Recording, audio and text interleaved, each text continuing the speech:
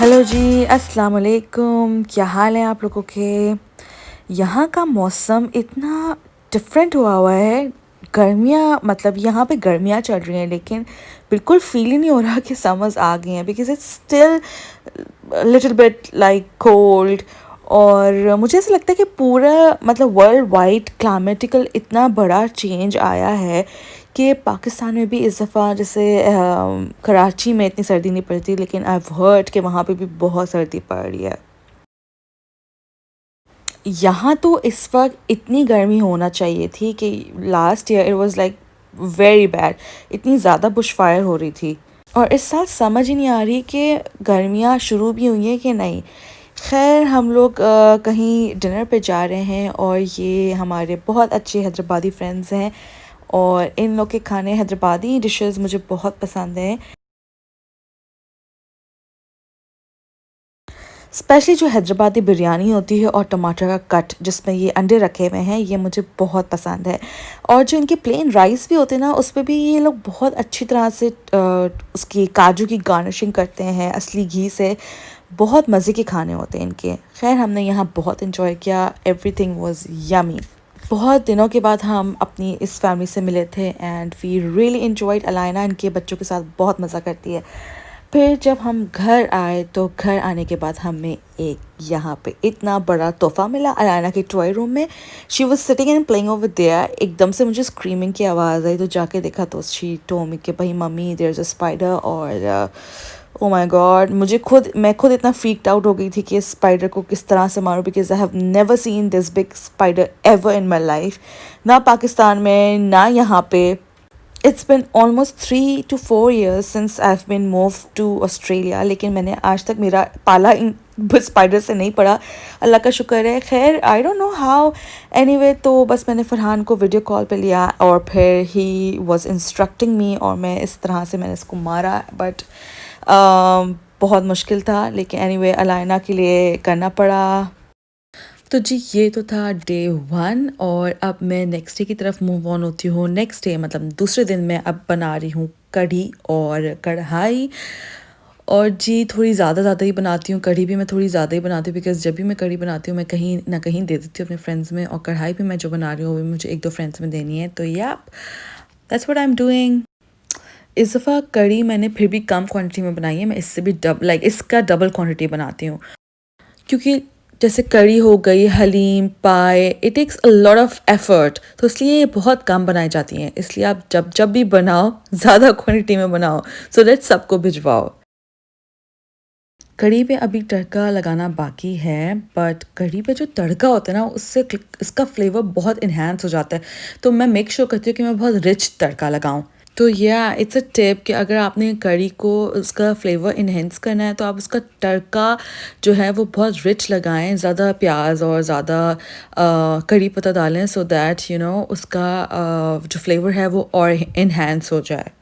अच्छा, लोग मुझसे यूजुअली पूछते हैं कि मैं पाकिस्तान क्यों नहीं जाती और मैं अपने पेरेंट्स से क्यों नहीं मिलती या वो लोग यहाँ क्यों नहीं आते। तो द थिंग इज़ वो यहाँ पे बहुत ऑफनली आते थे और मैं भी वहाँ जाती थी लेकिन ड्यू टू पेंडेमिक यहाँ पे ट्रैवलिंग बैन की हुई है ऑस्ट्रेलिया ने। तो वी कांट ट्रैवल। बहुत ही एक्सेप्शनल केसेस हैं जो ट्रैवल कर सकते हैं।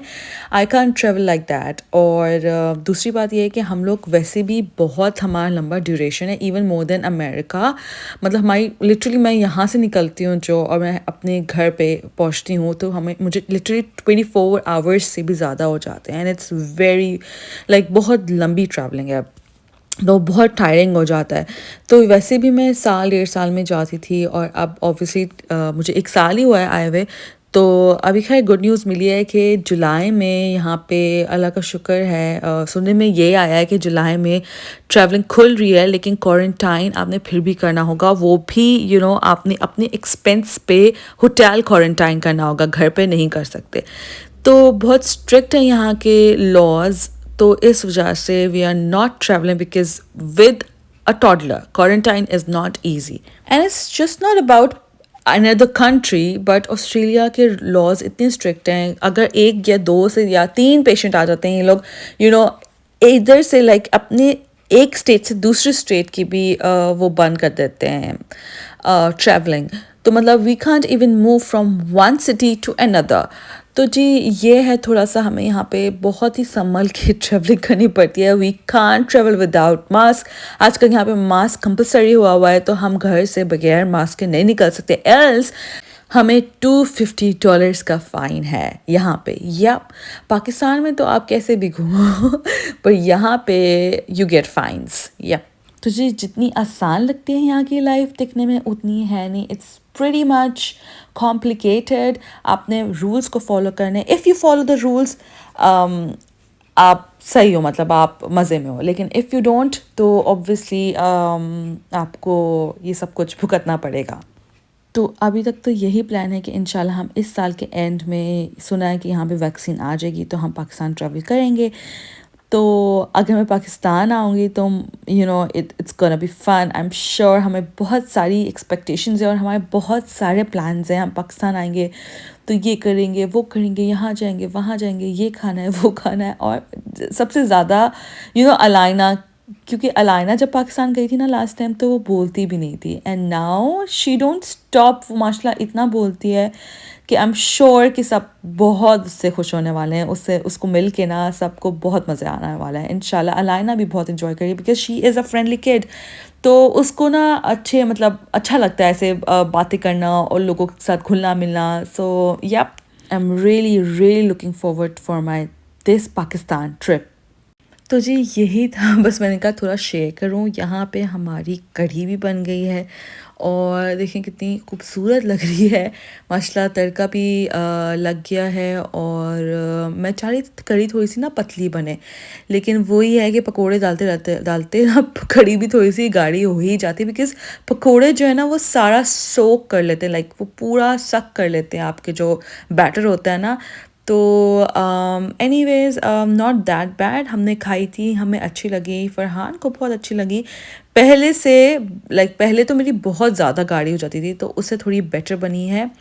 और यही है, मैंने बताया ना कि मैं अपनी फ्रेंड्स को ज़रूर देती हूँ, तो यहाँ पे मैं अपनी फ्रेंड्स का हिस्सा निकाल रही हूँ और फिर मैं उसको देने जाऊँगी। और बस यही है, और उसके बाद फिर हम लोग इंजॉय करेंगे। मैंने करी के साथ सिर्फ प्लेन राइस बनाती हूँ, ज़ीरे वाले जो प्लेन राइस होते हैं वो बनाती हूँ, एंड देन हम लोग करी को राइस के साथ एंजॉय करते हैं। मेरे घर पे करी को यूजुअली बहुत कम राइस बनते हैं। मेरे घर में ज़्यादातर रोटी के साथ, चपाती के साथ खाया जाता है।